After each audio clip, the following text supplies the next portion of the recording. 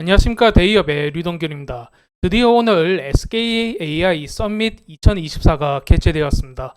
정확히 얘기하자면 이 행사는 SK텔레콤 그들만의 고유한 행사는 아니고 SK그룹 전체 내부의 행사입니다.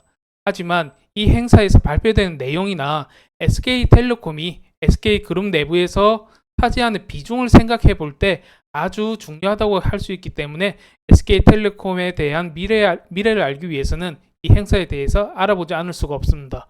그렇다면 오늘 저와 함께 이 행사와 SK텔레콤의 미래에 대해서 알아보는 시간을 갖도록 하겠습니다.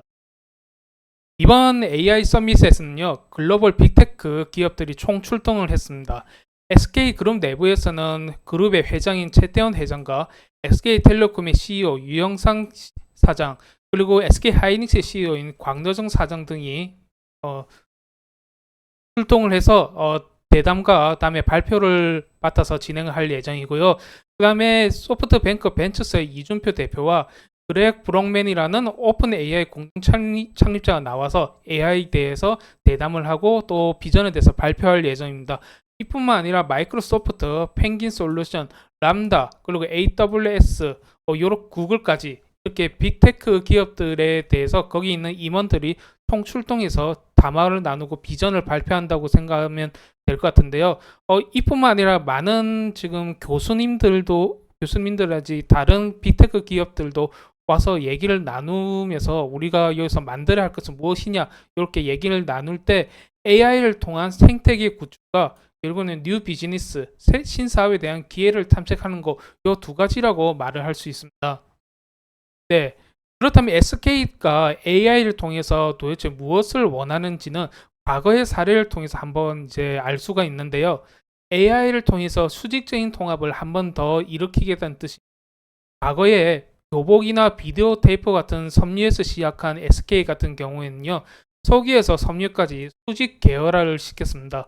이것에 대한 성공으로 인해서 일단 석유를 통해서 하나의 거대한 캐시카우를 얻어냈고요.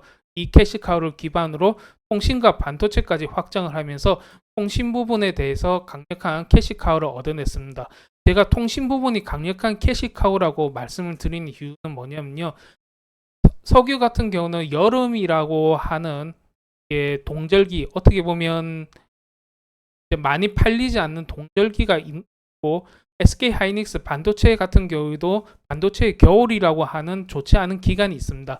하지만 우리가 통신사라고 하는 것은 봄, 여름, 가을, 겨울 언제든지 쓸 수밖에 없는 소비재입니다. 그렇기 때문에 꾸준히 들어오는 캐시카우이기 때문에 제가 강력한 캐시카우라고 표현을 했습니다.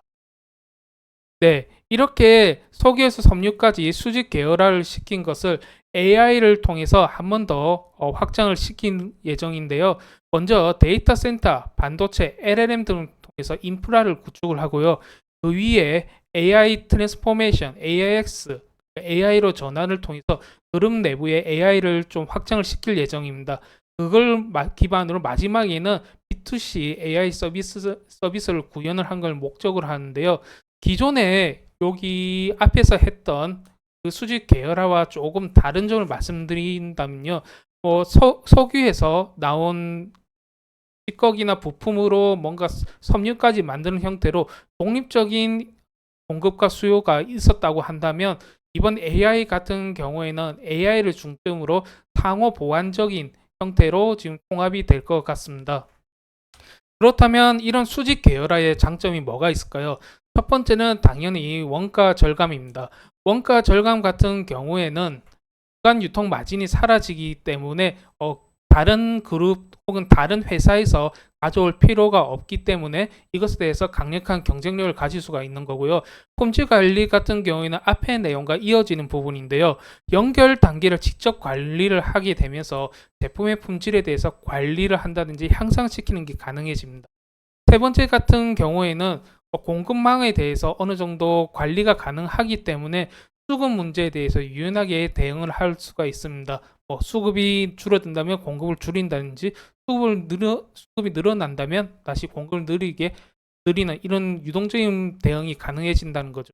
물론 마지막은 세 번째 부분과 연결되는 부분인데요. 이렇게 공급망에 대해서 경쟁력을 가지니까 시장 변화에 대해서 보다 빠르게 반응을 할 수 있습니다. 어쨌든 트렌드가 변화될 때마다 수요는 달라지겠지만 공급망을 가지고 있기 때문에 그 트렌드에 맞출 수 있게 변화를 할 수 있는. 네, 그렇다면 SK텔레콤이 어떤 역할을 하게 될까요? 제가 앞에서 말씀드렸듯이 통신회사라는 소비재 특성상 매달, 매년 일정한 금액의 이제 캐시카우가 들어오게 됩니다. 그러다 보니 많은 현금을 쌓아두고 있는데요. SK그룹은 이 SK텔레콤을 30% 정도의 지분을 구매를 하고 있습니다. 그렇기 때문에 이렇게 쌓아둔 캐시카우를 통해서 SK 내부에서 타 회사와 협력 관계, 그러니까 투자 역할을 맡고 있습니다. 그래서 지금 검색 엔진, 데이터 센터, GPU 솔루션, AI 에이전트, AI 반도체 등과